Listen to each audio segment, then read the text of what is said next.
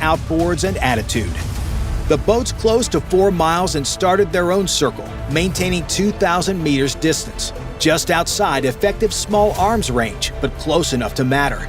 The pilot could see them clearly, go-fast boats with multiple people on deck. They were testing, probing, trying to figure out what the helicopter would do if pushed. One boat darted toward the narco sub, closing to 1,500 meters before the pilot swung the nose toward it.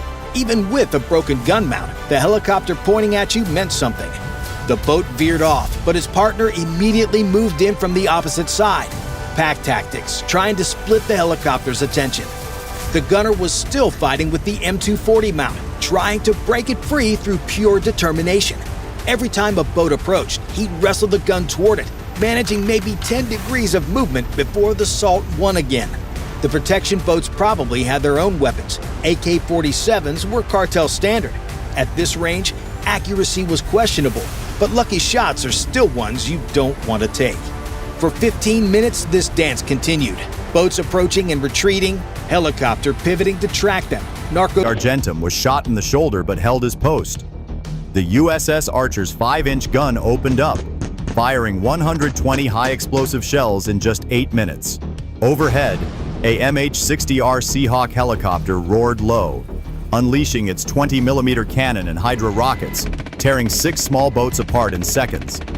The air reeked of burning fuel and cordite. The sea churned with wreckage and drifting bodies. By 3:26 a.m., the battle was over.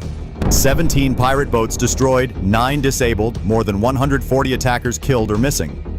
On the Argentum, 2 crewmen were injured, none killed. The ship was battered but afloat. Its multi-billion-dollar cargo saved. As dawn broke over the Caribbean, radar picked up a new formation near the Venezuelan coast. 40 more boats refueling and regrouping. The American sailors knew one truth: this wasn't the end. It was only the first round of a war that had just begun. Think it's over? The real fight is just beginning. Stay with us. 05 a.m. 40 nautical miles off Puerto La Cruz, Venezuela. Smoke from the destroyed pirate fleet still lingered over the water as the P-8A Poseidon began scanning for their base. What its sensors found stunned U.S. intelligence. Hidden in a narrow bay along Venezuela's northern coast was a fortress disguised as a fishing village. 3 warehouses, 6 fuel depots, and more than 20 boats lined up beneath camouflage nets. It wasn't a random pirate hideout. It was a naval-grade stronghold, complete with radar dishes, ammo trucks, comms towers, and resupply cranes.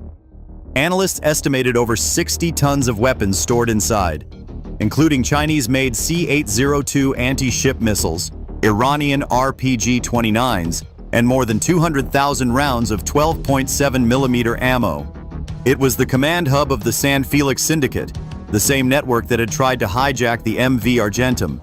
At 5:11 a.m., the Poseidon relayed the coordinates to the USS Archer DDG-109. Captain Ryan Cole didn't hesitate. His voice echoed through encrypted radio.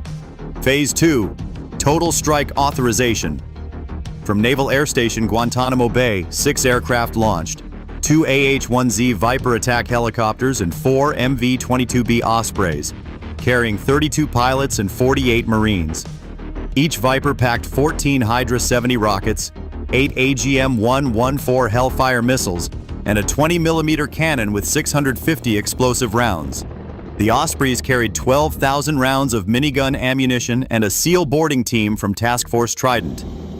At 5:39 a.m., the first Viper dove from 1,200 feet, releasing 2 Hellfire missiles straight into the central fuel depot. The impact was catastrophic.